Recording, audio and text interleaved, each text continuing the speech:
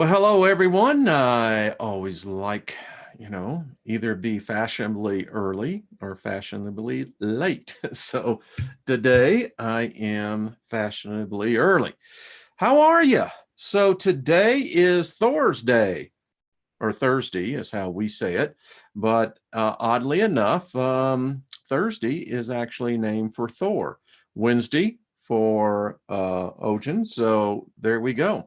How is everyone? Hi, Sherry. How are you doing? Pranav, good to see you. Amanda, good to see you. Tracy, Ghost, Lori, how is? And Blazing River, good to see you. I just want to say hello. How is it going? Beautiful here. 72 degrees, and that's not bad. Wearing my Schroeder's t-shirt. Wanted dead or alive. What is Schrodinger's cat doing? Which brings up the whole point. When you study the equation, is the cat alive or is the cat dead that's in the box? And the conundrum is it won't be known until you look into it. It could be anything. Hello, Brian. How are you doing? Gary Baxter, good to see you. Hello, Steve. Good to see you as well. And that same thought, as we're reading, permeates everything.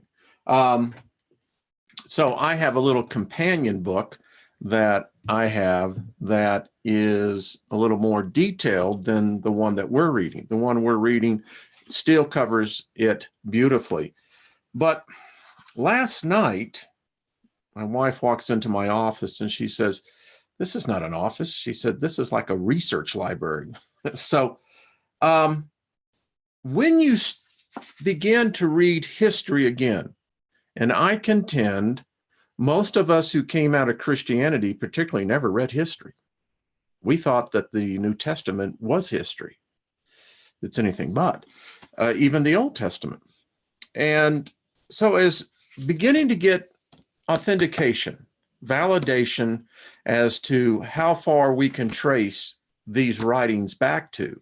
And as far as they have been able to get to, is roughly about 200 BCE, roughly. And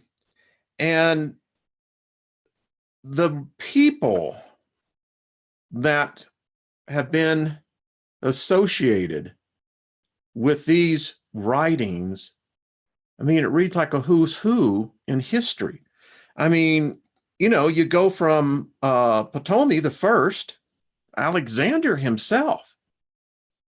That's the whole thing that Alexander went to Egypt for, to Memphis, was to build him his own temple, his own sanctuary. And in fact, he was told by the Amun's oracle in 323 that he was, in fact, God's son. And if you read Alexander's life, it mirrors the fictional character of the Jesus Christ and the conquest, the elevation, the whole bit. So as you go into this, you begin to get people like Antiochus IV. You get other people that we all begin to know, Julius Caesar. And from Julius Caesar, we go to Cleopatra. By the way, let me just settle something here, because even my wife looked at me. She said, "I didn't know this." There were actually 7 Cleopatras. The one that everyone knows about, Mark Antony, and Julius is the one, number 8, I believe, is where she came in at. So the sword affair that Mark Antony had with Cleopatra, we all know the famous battles of Octavian, and when he attacked Augustus, and subsequently defeated Mark Antony. And of course, we know what happened to Mark Antony and Cleopatra. They took the easy way out. Again, Alexandria. Always Alexandria. And I found it really odd because one of the things a lot of you have written to me, and I have written those back who have asked for the help in really breaking the God spell. You know, how do you get out of the Bible God spell? Well, you have to read history. Because in here, it clearly states what was going on in Egypt and the political system in Egypt and how Rome looked at Egypt. And there for the longest time, Rome really didn't bother Egypt, because it was the birthplace of knowledge. And I think that so often we think it was the Greeks. No, it was actually, and if you want to take it to the full limit, you could go all the way back to Atlantis. And I thought it was real interesting. It says here, I'm just going to read you a little clip. Although Rome suppressed and divided Egypt's political energies to make her a safe granary for the empire, the wealth and location of this richest of the provinces always presented some level of risk. Nearby was rebellious Judea, with where Nero had sent Vespasian to dispatch and to calm the rebellion. Vespasian emerged triumphant from the civil wars in 69 AD, and we know what his son Titus did. It was the Alexandrians who first named him emperor. Destruction came to the Alexandria Jews in the revolt of the year 115 to 117 CE. And then, get this, now this is history. The news of a Messiah from Cyrene who was inciting rebellion, revolt, and death. It's the only thing that we have of a Messiah, supposedly, that was there. Josephus is counted as to have been written one line in that, and that actually was a fraud. It was perpetrated by the Vatican. And of course, they don't like getting caught out. So very interesting what's going on here. So got a lot of good reading to do. And thank you for the emails. 31 emails in the last two and a half days of people whose lives are being transformed by this. I knew it was going to be impacting. And I knew that there would be those who would really pick up the logos, the rhema of this logos. And it's changing people's lives, folks. I mean, I've got the emails to show it. Very quickly, I just wanted to say this. God, the Supreme, is only a thought away. And although we may be separating, we're going to read how this separation took place from our source. It's not from the mind of the cosmos, not from the mind of God, because we are never divided. There is no requirement on how to approach ATUM or God, one. Your thoughts determine if you are pure or compromised. Think about that. It's like the little sign says behind us. If you weren't on God's mind, you wouldn't be here, Jack or Jackie. None of us would be here. So we're learning. I think we're actually starting a university here of the new school of thought, because we're learning. We're learning a lot. I just got a book in yesterday because I believe what we're going to continue to discover as we get into the readings here, that how much our thoughts, who dominates them, who controls them, who are the originators. If we discipline our souls, our minds will begin to reflect only what our souls are. And that's really, as I'm reading, much of this wonderful knowledge, philosophy, is that that's the only thing that separates us from the mind of God, is our thoughts. When we're tuned into them, you've got a direct connection. You don't need an intermediary to negotiate between you and God. That's religious dogma. So in this book, Visual Intelligence, it's an interesting study. I've just got into it, but we're going to apply some of the principles as I continue to read this, because I think with what we're learning, there's going to be a lot of people here that are going to head to the front of the class. They're going to realize that they are truly the true captains of their destiny when you learn what other destiny guides each of our lives. And it's quite interesting. Real quick, I wanted to pull this up because we will be getting into this in the weeks to come. This is the introduction commentary to the Tibetan Book of the Dead. And I wanted to read this real quick because it's going to play a role with what we're going to be reading by Hermes in the Hermetica. The question of whether or not there exists a continuity of consciousness after death has been an important aspect of philosophical reflection and debate from ancient Indian times to present. When considering these matters from a Buddhist point of view, however, we have to bear in mind that the understanding of the nature of continuity of consciousness and the understanding of the nature of I or self are closely interlinked. Therefore, let us first look at what that is. Excuse me, I have a bar right here that can be said that constitutes a person. So let's see how the Buddhists look at this.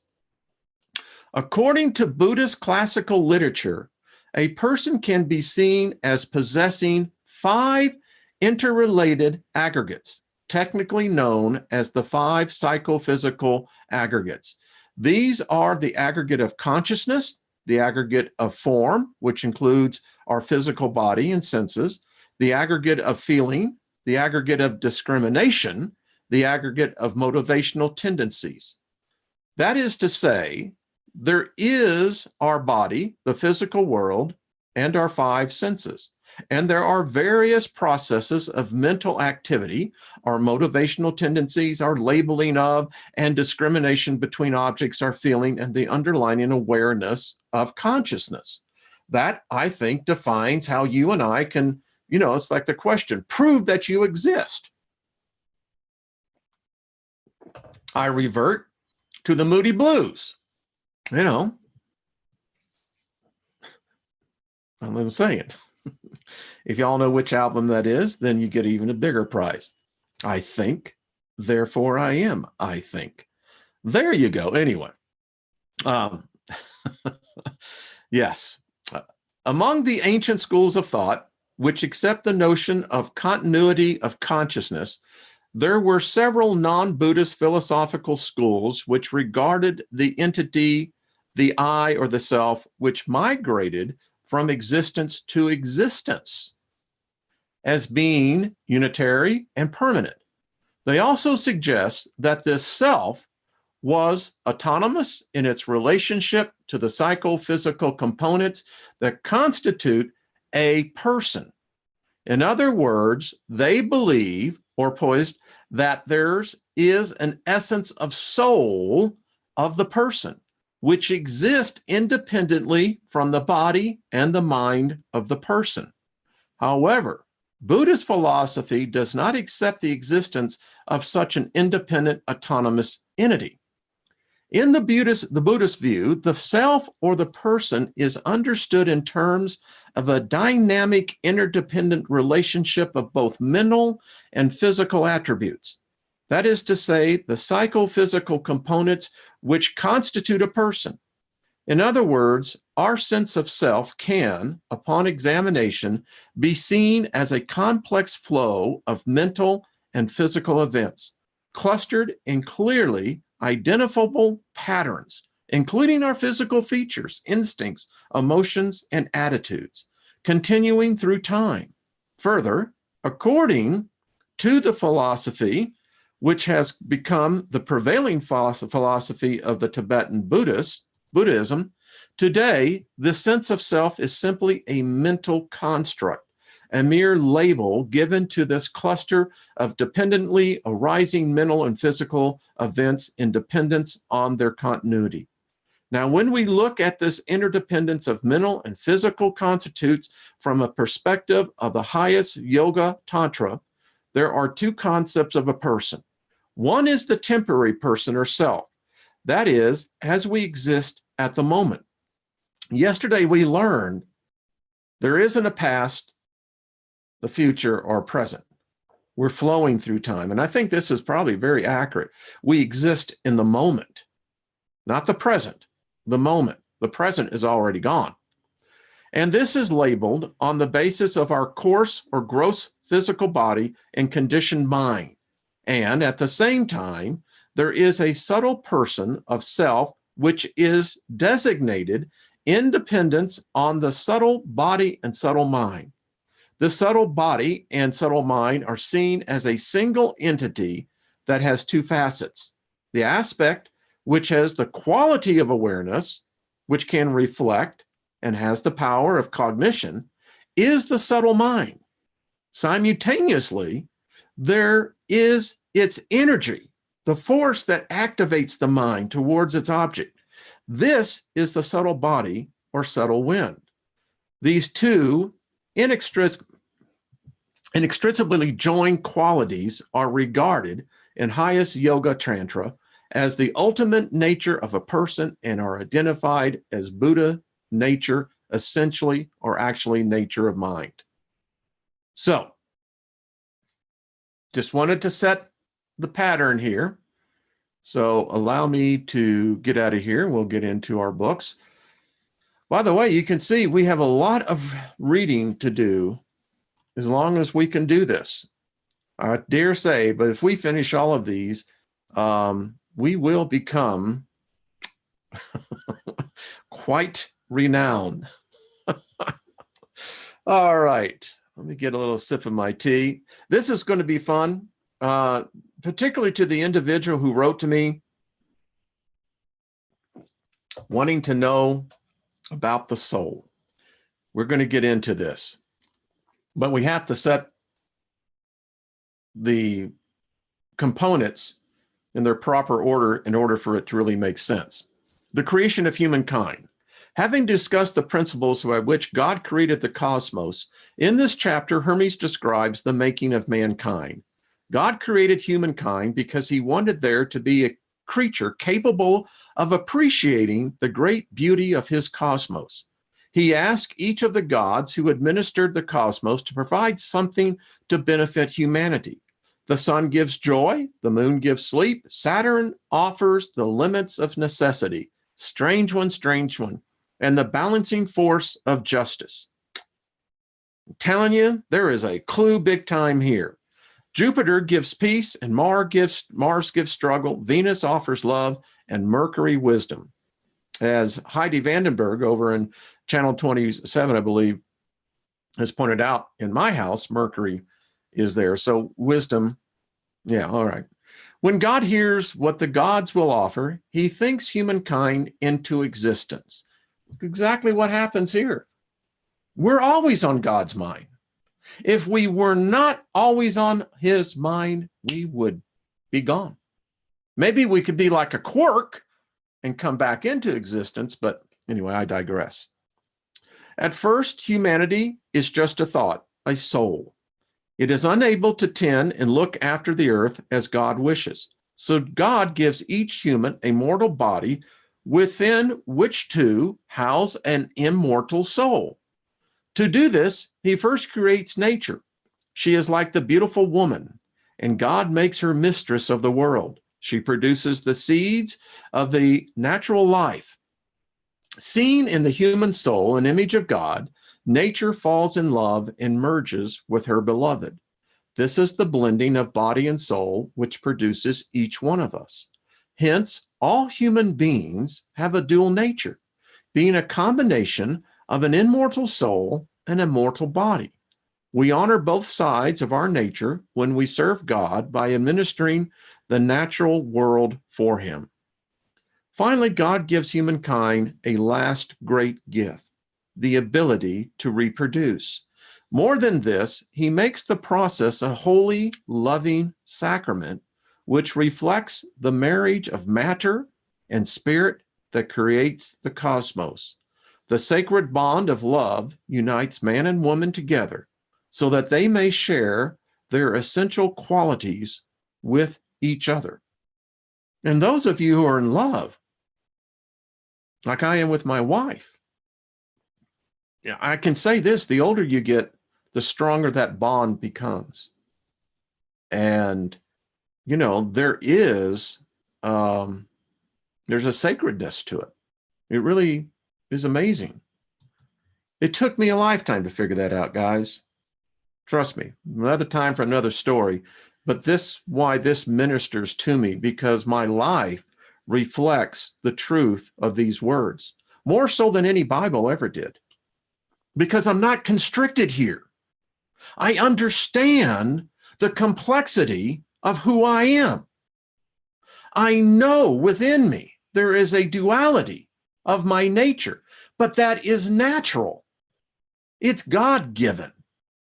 It's not something to be shunned. It's not something to be ashamed of. It's not something to be neglected. It's what religion has done. Now, people will say, well, you go into hedonism. No, you don't. That's an individual's choice. If the person, the soul, the immortal soul, is on a quest for spiritual knowledge, that will never enter the equation. The creation of humankind. When the Creator, who, for want of a better name, we call ATUM, had made the second God, which is the cosmos, he was pleased. His creation was beautiful and wholly filled with goodness, and he loved it like his child.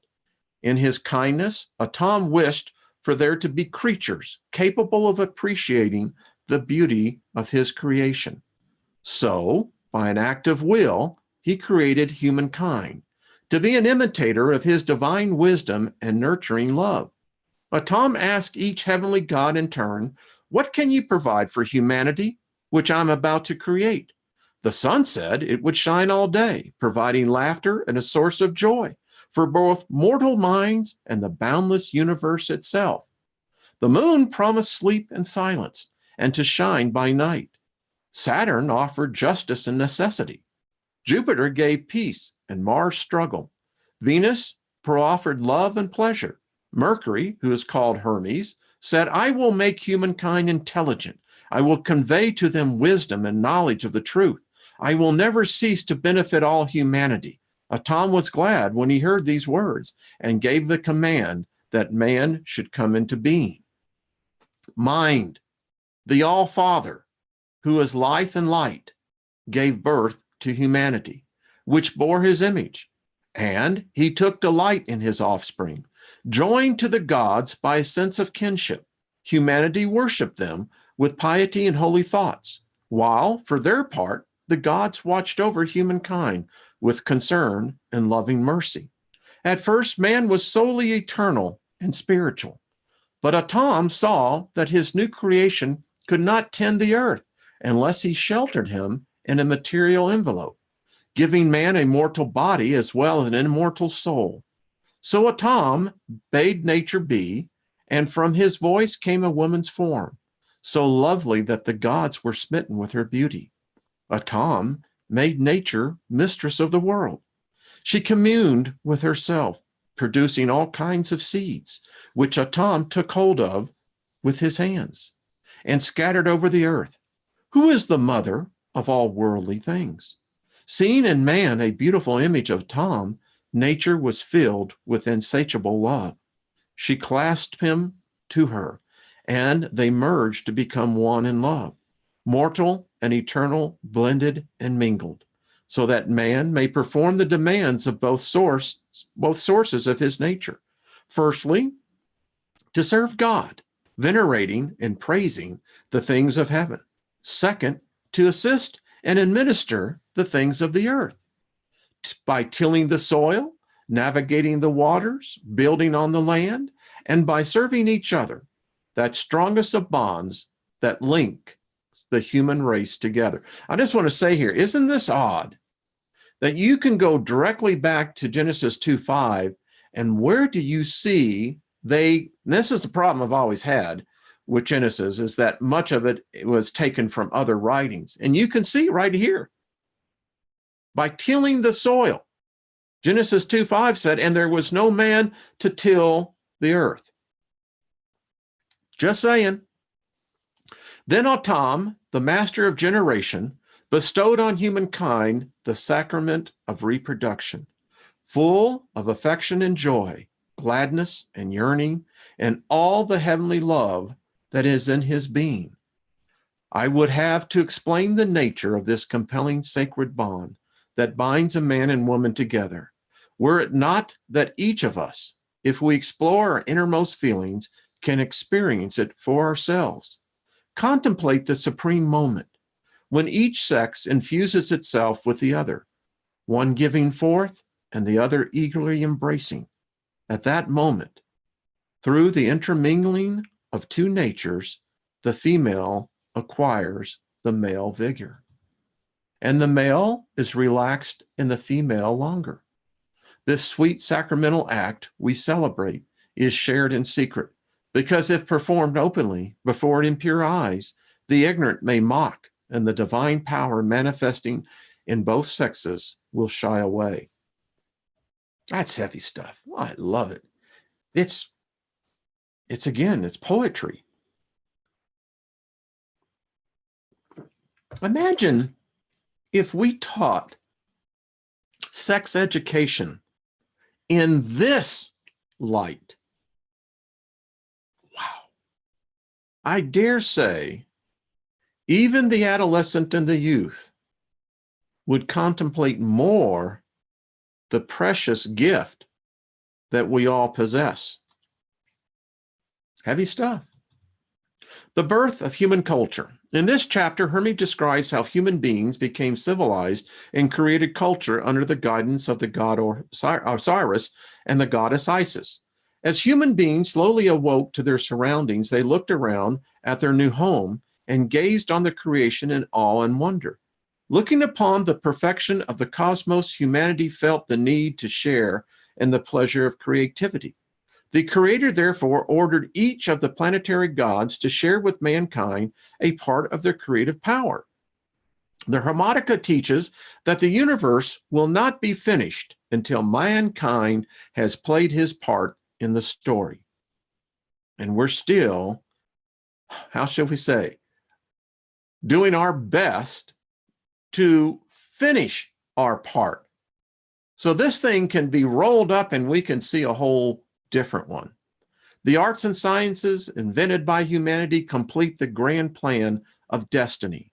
Art completes what nature could not finish. All those who cooperate with the will of the Creator apply their skill and knowledge to enhance the beauty of the cosmos. Folks, every one of you listening, you have a precious gift that you were given when you were separated. We're going to be reading that here very quickly. The damnedest thing is that there is so much negative power that sucks it out of us. You know, childhoods raised where their spirits have been broken. They don't see themselves as anything but a burden. They're in pain by the abuse. And that precious gift is lost to humanity. How sad is that? The ancient Egyptians believed that all knowledge necessary for humanity's survival on Earth had been taught to their ancestors by Isis and Osiris.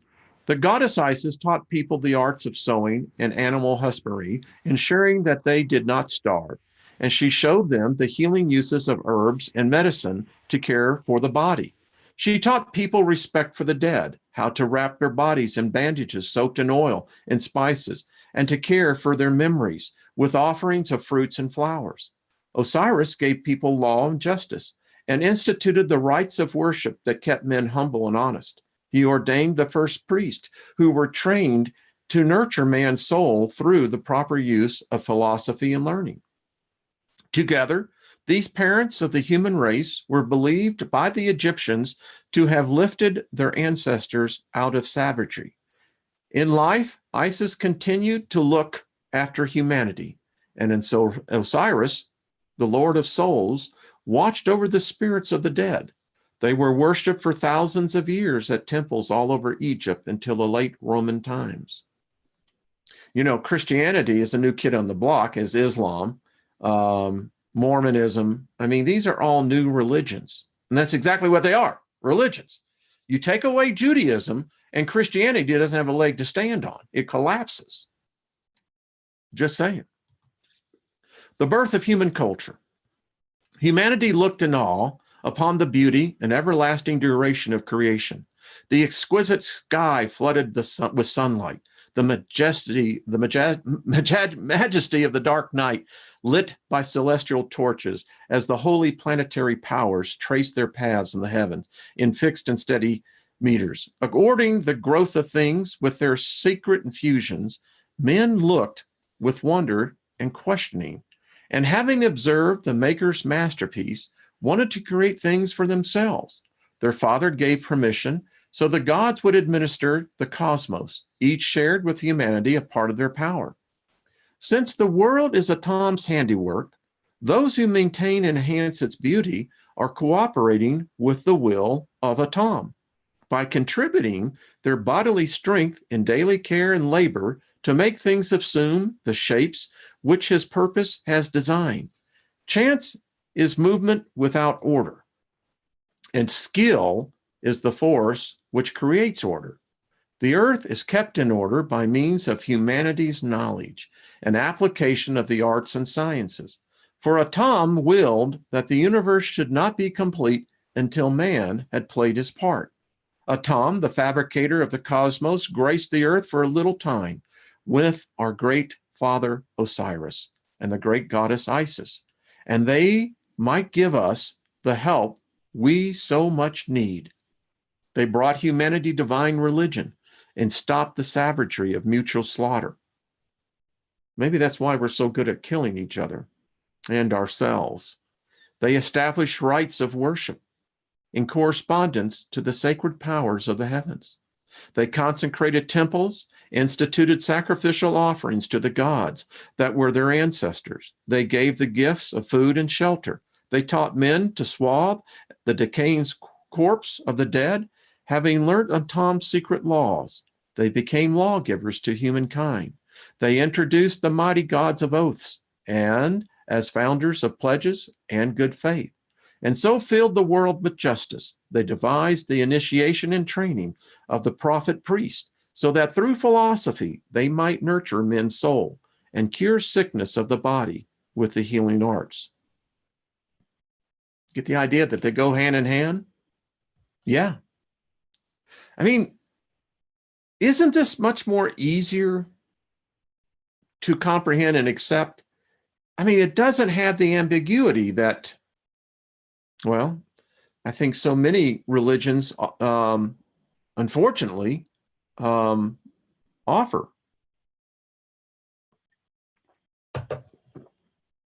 Let's move on. Man is a marvel. Bet your ass we are. In this chapter, Hermes discusses the nature of mankind and its special relationship with God. God, the cosmos, and man are the three great beings. The cosmos is the image of God, and man is an image of the cosmos. Each is made up of many parts, yet each is greater than the sum of these parts. Man was created to be a vehicle through which God could continue to bring order and beauty to the cosmos. We got to stop and think about this. Man was created to be a vehicle through which God could continue to bring order and beauty to the cosmos. Do you get an idea that we haven't even begun to fulfill what we were created to do? All beings have soul, the life force within them. but only human beings possess the power of mind with which we can contemplate the cosmos and come to know God. Human beings are the meeting place of spirit and matter. We have, therefore, a dual nature. We are mind enclosed by a physical body. The human mind is an image of God's mind. It is immortal, eternal, divine, and free. The human body, on the other hand, is mortal and controlled by the laws of destiny, which are governed by the stars. Hermes dares to suggest that this unique dual nature even places human beings above the gods. The gods, the heavenly bodies, are confined within their permanent orbits in the heavens and will never move beyond them. A human being, however, may both be on earth and through the power of his mind ascend to the heavens. In the 20th century, we have used this power to journey literally to the stars and reach back through telescopes to see the origin of the universe. Can I just stop right there? We have something today that has graced our knowledge. We can see the creation. And the more we peer in, the more creation shows. And it boggles our imaginations and our minds that when we begin to comprehend distances impossible for a human in a lifetime to travel. But is there? Being both spirit and matter, man is an intermediary between these two great principles. He is greater than beings who are merely mortal, and above those who are purely immortal. He shares in the creative power of God. He even, with his mind, creates gods in his own image. Hermes concludes that man is a marvel, worthy of wonder and reverence, a sentiment that fueled the humanism of the Renaissance. The purpose of human life is to rise above our merely human nature and awaken our divine nature. Human beings have the unique potential to know God, and God's greatest wish is that we fulfill this potential. Doesn't it just make you want to go out and say, hey, God, love you, man. Man is a marvel. ATUM is first, the cosmos is second, and man is third. ATUM is one, the cosmos is one, and so is man. For like the cosmos, he who a whole made up of different diverse parts, the maker made man to govern with him. And if man accepts this function fully, he becomes a vehicle of order in the cosmos. Love that. Man may know himself and so know the cosmos by being aware that he is an image of God and of the cosmos. He differs from other living things in that he possesses mind. Through mind, he may commune with the cosmos, which is the second God. And by thought, he may come to knowledge of ATUM, the one God. The human body encloses pure mind, as if within a walled garden, which shelters and secludes it, so that it may live in peace. Man has this twofold nature. In his body, he is mortal, and in his intelligence, he is immortal. He is exalted above heaven, but is born a slave to destiny. He is bisexual, as his father is bisexual. He is sleepless, as his father is sleepless. Yet he is dominated by carnal desires and lost in forgetfulness. Of all beings that have soul, only man has a twofold nature. One part, called the image of ATUM, is single, undivided, spiritual, and eternal. The other part is made of the four material elements. One comes from the primal mind. It has the power of the Creator and is able to know ATUM. The other is put in man by the revolution of the heavens. Man is the most divine of all beings. For amongst all living things, ATUM associates with him only. speaking to him in dreams at night. I want to stop here. Well, let me just finish this. Foretelling the future for him in the flight of birds, the boughs of the beast, and the whispering oak. All other living things inhabit only part of the cosmos: fishes in water, animals on the earth, birds in the air. Man penetrates all of these elements with his sense of sight. He even grasps the heavens. To speak without fear, human beings are above the gods of heaven, or at least they're equal, for the gods will never pass their celestial boundaries and descend to earth, but a man may ascend to heaven, and what is more, he may do so without leaving the earth, so vast an expanse can his powers encompass. By Atum's will, humankind is compacted of both divinity and mortality. He is more than a merely mortal and is greater than purely immortal. Man is a marvel, due honor and reverence. He takes on the attributes of the gods as if he were one of their numbers. He is familiar with the gods because he knows he springs from the same source. He raises reverent eyes to heaven above and tends the earth below. He is blessed by being the intermediary. He loves all below him and is loved by all above him. Confident of his divinity, he throws off his solely human nature. He has access to all. His keenness of thought descends to the depths of the sea. Heaven is not too high for the reach of his wisdom. His quick wits penetrate the elements. Air cannot blind his mental vision with the thickest fog. Dense earth cannot impede him. Deep water cannot blur his gaze. Man is all things. Man is everywhere. Man not only receives the light of divine life, but gives it as well. He not only ascends to God, but even creates God, just as Atum has willed that the inner man be created in his likeness. So we on earth create the gods in our human image. Is this not worthy of wonder? There are then these three: Atum, cosmos, man. The cosmos is contained by Atum. Man is contained by the cosmos. The cosmos is the son of God. Man is the son of the cosmos and the grandson, so to speak, of Atum. Atum does not ignore man, but acknowledges him fully, and he wishes to be fully acknowledged by man. For this alone is man's purpose and salvation, the ascent to heaven and the knowledge of Atum. And I was going to point out, I've gotten, I think it's 5 emails from people who said, wow, dreams, been listening to this, having dreams. We all are. The Zodiac and Destiny. In this chapter, Hermes explains the power of the Zodiac that controls the fate of men and the possibility of becoming free from its limiting constraints. God created humans to appreciate the awesome wonder of his universe, to be themselves a beauty embellishment of the cosmos, and to share in God's creative powers and participate in the work of creation. The heavenly gods, the planets, who had already bestowed on man some of their own power, now urged the Creator to be cautious.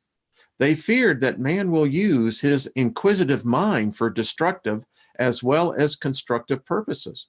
Man's powers, they complain, are too great and unlimited, and therefore dangerous to himself and the order of the cosmos.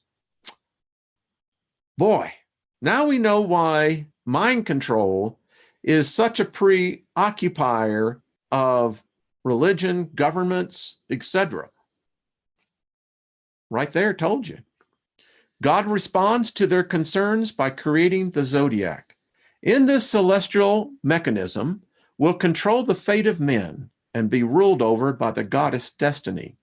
She sows the seed of a person's fate, which grow and develop under the constraints of necessity, the limits and demands of physical nature to shape every human life.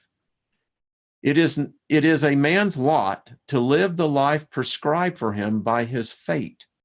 Very few humans, being Very few human beings are capable of escaping from the determining influence of the zodiac. Man's earthly life is controlled by the power of destiny through the physical limitations of the mortal body. However, if a man's mind is illuminated by the light of God, he becomes free from these celestial influences. For even the gods are powerless before God. Hermes teaches that it is our duty not simply to acquiesce in our fate, but rather, through intense contemplation of God, to rise above our merely mortal nature and awaken our immortal soul. Zodiac and destiny. When the Creator had created this beautiful ordered universe, he wanted to order the world also. So he sent down man, a mortal creature made in the image of an immortal being, to be the embellishment of the divine body of the cosmos. It is man's function to complete the work of God. He was made to view the universe with awe and wonder, and to come to know its maker. At first, the heavenly gods complained, saying, "You are being rash in creating humanity." They see with inquisitive eyes and hear what they have no right to hear. They reach out with audacious hands, and they will dig up the roots of plants and investigate the properties of stones. They will dissect the lower animals and one another also. They will seek to discover how it is that they are alive and what is hidden within. They will cut down the woods of their native lands and sail across the sea to see what lies there. They will dig mines and search the uttermost depths of the earth. All this might be bearable, but they will do much more. They will press on to explore the worlds above, they seeking the observation to discover the laws that govern the movements of heavens. ATUM replied, "I will build the zodiac, a secret mechanism in the stars linked to the unerring and inevitable fate. The lives of men, from birth to final destruction, shall be controlled by the hidden workings of this mechanism." And when the mechanism began to work, the keen-eyed goddess Destiny supervised and checked its movements. Through this mechanism, destiny and necessity are cemented together. Destiny sows the seed, necessity compels the results. In the wake of destiny and necessity comes order, the interweaving of events in time. ATUM implants each human soul and flesh by means of the gods who circle in heaven. It is man's lot to live his life according to the fate determined for him by these circling celestial powers, and then to pass away, to be resolved into elements. There are some whose name will live on through the memorials of their mighty handiworks, but the names of many will fade into darkness. Few can escape their fate or guard against the terrible influence of the zodiac, for the stars are instruments of destiny, which bring all things to pass in the world of men. If, however, the rational part of a man's soul is illuminated by a single ray of ATUM's light, God's light, the workings of these gods is as nothing. For all gods are powerless before the supreme light. Heavy words. But such men are few. Most are led and are driven by the gods which govern earthly life, using our bodies as instruments of destiny. Did you catch that? Most are led and driven by gods which govern earthly life, using your body.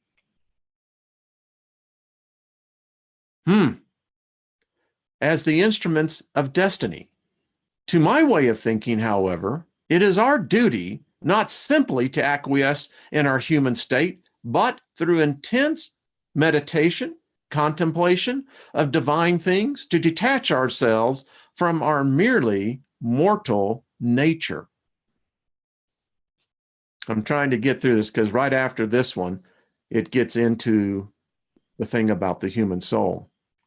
All right. In this chapter, Hermes clarifies how the zodiac makes each individual member of the human species unique. Everything has a form. A table, for example, has a horizontal surface supported by legs. It is the universal form which all tables share. Every individual table shares the universal form of all tables, but it is also has a unique particular form by which we know it to be this table and not that one. One table is large, made of oak. Another table is small, made of plastic. Both are unique, and yet both are still tables. If anything deviates too far from this universal form, we would no longer call it a table. If a table were to be smashed into pieces, for example, it would have changed form, and we would now call it something else. Firewood, perhaps. Everything is a particular version of a universal form. Every animal, for example, is both unique and a member of a particular species. All human beings share the quality of being human, but each individual has unique characteristics by which we may tell them apart from other members of our species. Each one of us is a particular version of the universal form being, of human being. I love the fact that he says species and not races. Isn't that odd? If we would just understand we're a species, ladies and gentlemen. This quality of humanness is unchanging and permanent. We are very different from our ancestors, but we are no more human. The particular forms are always changing. In a single human life, we change from being a baby to become an adult and finally an elder. We never remain the same, yet birth, mortality, and death are all contained within the universal form of a human life. Hermes compares the constant universal forms to a fixed constellations of the stars. He compares the changing particular forms to the changing relationships between stars as they revolve in the heavens. Our fundamental human nature remains the same throughout our life, but our individual fate changes in accordance with the constantly changing pattern of the stars. As in astrology, Hermes teaches that our individual destiny is created by the positions of the planets at the moment of our birth. Of these, the gods who take charge of us, controlling our bodies and shaping our souls. The universal and particular. ATUM arranged the constellations of the zodiac in harmony with movements of nature and charged them with producing all forms of animal. When these gods had used their different powers, there emerged four-footed beasts, creeping things, fishes and winged birds, grass and flowering herbs, all according to their different natures, and each containing the seed of the continuance of their species. Every living thing has its own unique form, given to it by the power of the zodiac. This form is appropriated to each species, yet each is individual. The human race, for example, shares a common universal form, by which we know that a man is a man. Yet all human beings have a distinct, differently particular form, of which no two are entirely alike. Each particular form is unique because it inhabits a unique time and place. The particular forms change in every movement of every hour, as the gods of the zodiac revolve in their celestial circle. The universal forms do not change, just as the constellations remain the same. But instant by instant, the particular forms transforms as the spheres of heaven change as it turns. We're all changing. Even as I've read this, all of our bodies have changed. The sky is wet then dry, cold then hot, bright then dark. But these rapidly alternating forms are all subsumed under the universal unchanging form of the sky. The earth is ever changing, generating, producing, yielding different crops, yet it remains the earth. Water may be standing or flowing, but it's still water. The human body is an earthly temple constructed by the power of the zodiac, which makes myriad forms from simple archetypes. There are 12 signs of the zodiac, and the forms they produce fall into 12 divisions. They are, however, inseparably united in their action. Nature makes the human body so that its constitution resonates with the patterns of the stars in such a way that they are mutually affect one another. When we are born, the planetary gods who are at the time on duty as ministers of birth take charge of us. These particular powers that change according to the rotation of the planets make their way in through the body and mold the shape of our souls. They penetrate our nerves and marrow, veins and arteries, even our innermost organs. Wow. All right, let's get into this. This one I think helps a lot. All right. In this chapter, Hermes reveals how souls incarnate in physical bodies. All souls share the same essential nature. They are neither male nor female, as such differing characteristics exist only in the body.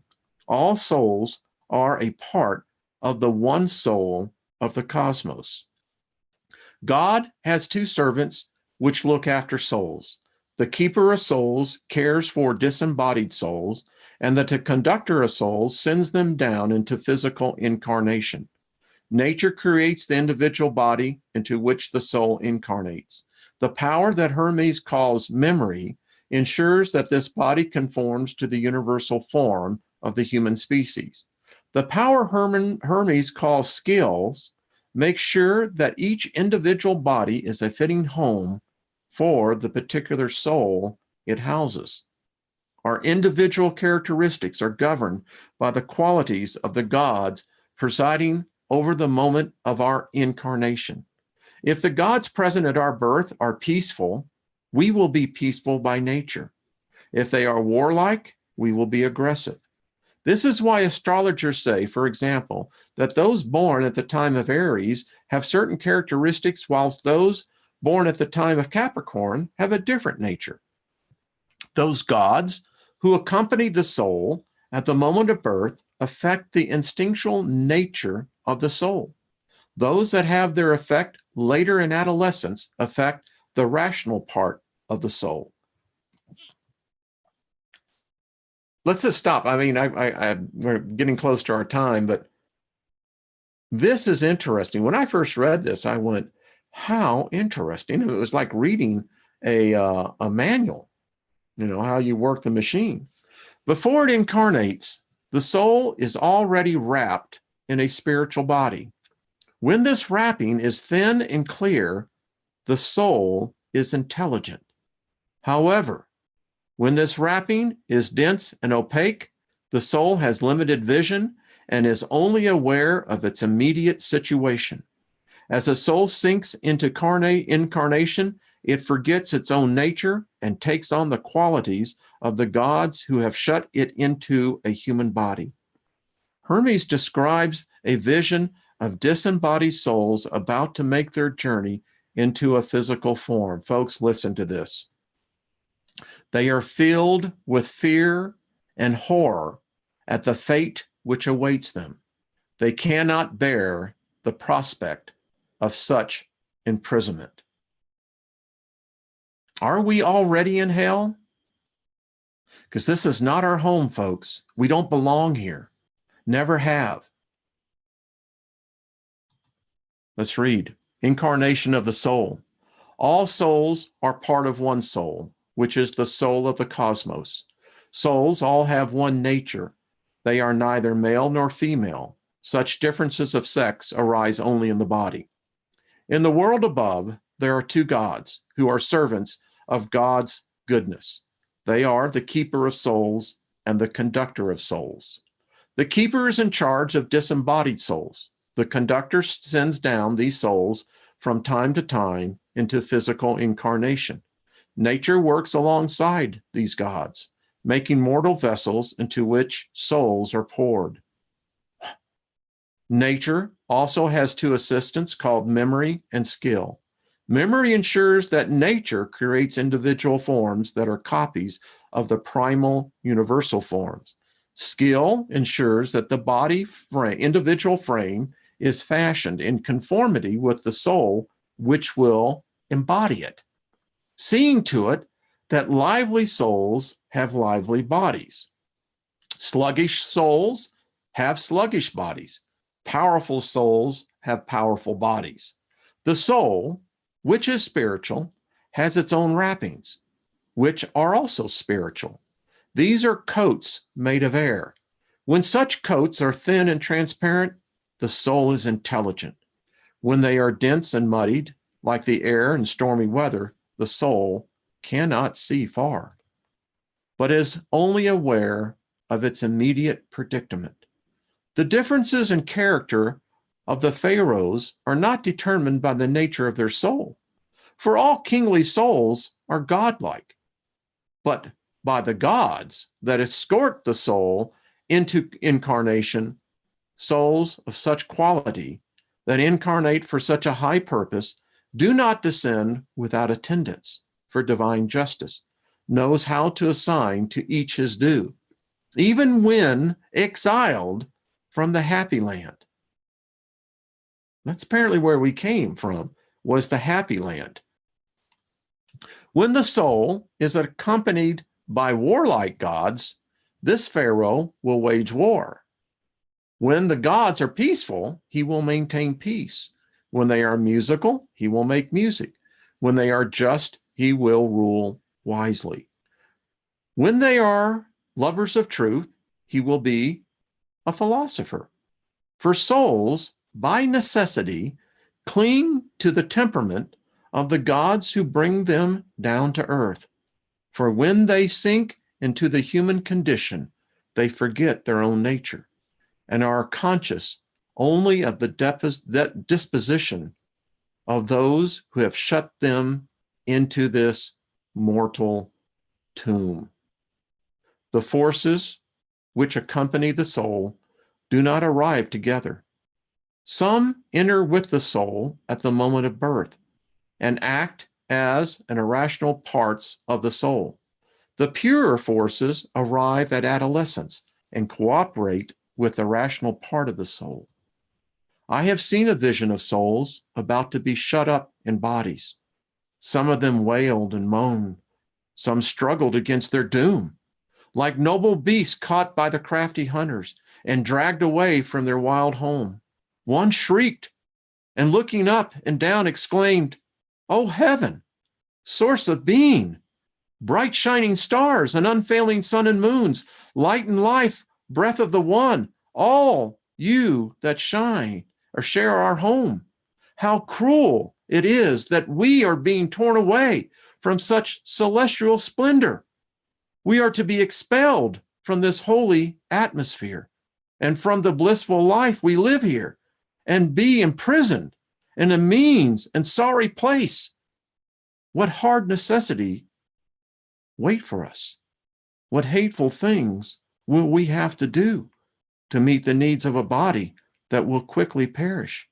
Our eyes will see little and only through the fluid which these orbs contain. And when we see our vast heavenly home contracted to the size of as small as an eye, our sorrow will never cease. We shall not even see clearly, for we have been condemned to darkness. And when we hear our brothers and sisters blowing with the wind, we shall grieve that we are no longer breathing in unison with them." Wow. Pretty heavy stuff, isn't it? Yeah.